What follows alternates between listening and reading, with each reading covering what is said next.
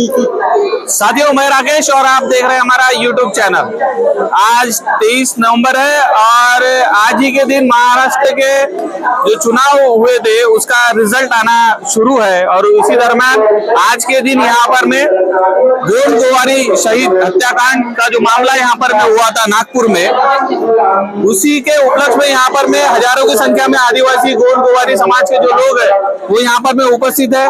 आइए जानते हैं कि क्या इस दिन का महत्व है और क्यों वो यहाँ पर में आए हुए हैं।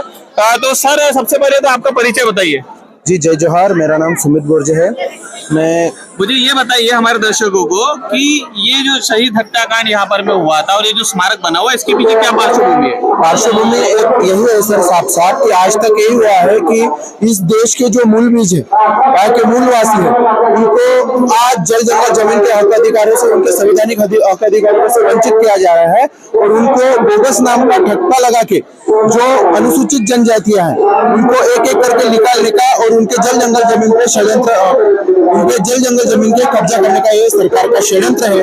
1950 में एसटी अनुसूचित जनजाति की लिस्ट में आदिवासी गोंड जनजाति की उपजनजाति जो गोवारी है उसकी एंट्री छूट गई थी।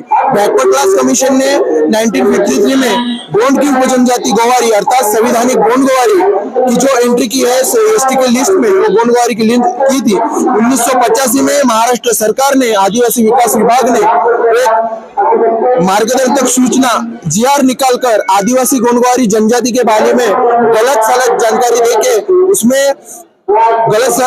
देके हमारे संवैधानिक अधिकारों से हमें वंचित करने का कार्य किया है, यानी कि हमारे ऊपर में अन्याय किया है। 1985 में जो जीआर निकला उसके वजह से हमारा जो अनुसूचित जनजाति का प्रमाण पत्र जो हमें संवैधानिक अधिकार मिलता था वो बंद हो गया। उसी मांगों को लेकर 23 नवंबर 1954 को विधान भवन पर लाखों की संख्या में गोंड गोवारी जनजाति बांधव यहाँ पर लाखों की संख्या में आए थे। हमें लगा कि हमें हमारा संवैधानिक अधिकार मिलेगा, पर हमें हमारा संवैधानिक अधिकार नहीं मिला।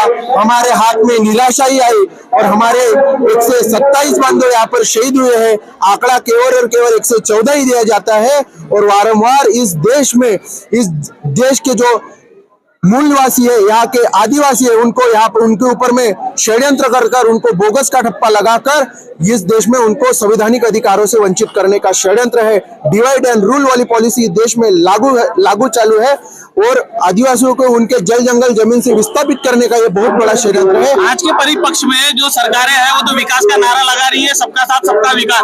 तो क्या आदिवासी लोगों का भी विकास पूरा हो गया है? विकास केवल मात्र कागज पे है।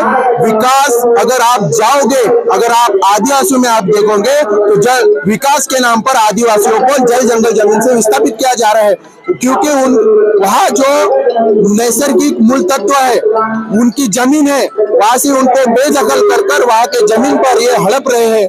और आज सुप्रीम कोर्ट ने 2020 में गोंड गोवारी जनजाति के पक्ष में निर्णय दिया है कि जो गोंड की उपजनजाति गोवारी अर्थात संवैधानिक गोंड गोवारी वागोबा को पूछते हैं, नागोबा को पूछते हैं, ढाल को पूछते हैं, जंगोलिंगो को पूछते हैं, जिनके सरनेम नागोसे, नेवारे, ठाकरे, सोनवानी इस प्रकार से दिए गए हैं, वही गोंड गोवारी है। पर महाराष्ट्र सरकार उस पर जीआर न निकालते हुए हमें हमारे संवैधानिक अधिकारों को लेकर हमें संवैधानिक अधिकारों को वंचित करने का षड्यंत्र कर रही है और हमें एसटी अनुसूचित जमाती का कास्ट सर्टिफिकेट और वैलिडिटी नहीं दे रही है।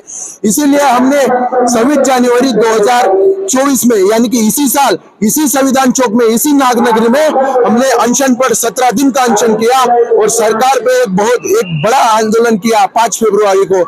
उस मोर्चे में 4-4.5 लाख लोग थे। सरकार ने हमें आश्वासन दिया कि हम आपकी मांगे पूरी करेंगे, पर सरकार ने हमारे साथ में विश्वासघात किया।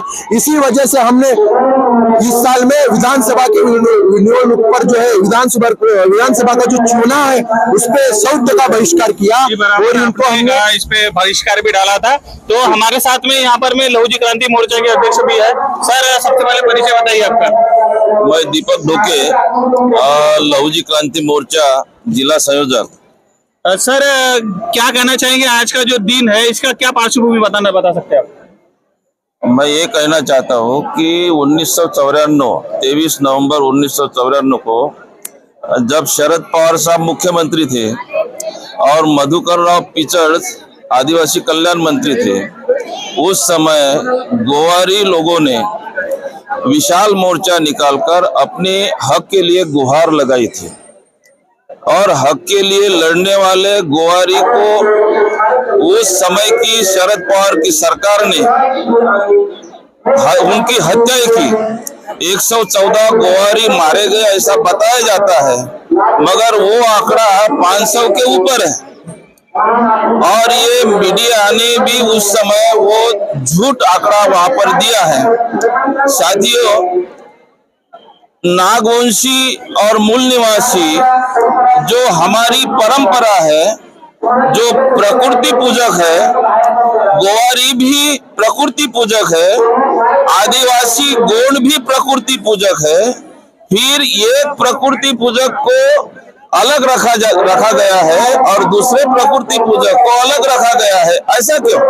धन्यवाद सर, बहुत बहुत शुक्रिया। तो साथियों, आपने देखा कि इस देश में कई आदिवासी के नाम से बांटा जाता है तो कई और अन्य जातियों के नाम से बांटा जाता है, लेकिन जरूरत है अभी फिर से इस देश का नागवंशी और मूल निवासी बनने की। इस देश के हर नागरिक को आज कहीं ना कहीं इस देश का जो 90% जो लोग है, जो शासित वर्ग है, उसको इकट्ठा आना पड़ेगा और अपने हक अधिकार के लिए लड़ना पड़ेगा। आप हमारे चैनल देखते रहिए और आपकी क्या प्रतिक्रिया है हमें कमेंट बॉक्स में जरूर बताइए। लाइक कीजिए, शेयर कीजिए, सब्सक्राइब कीजिए। धन्यवाद।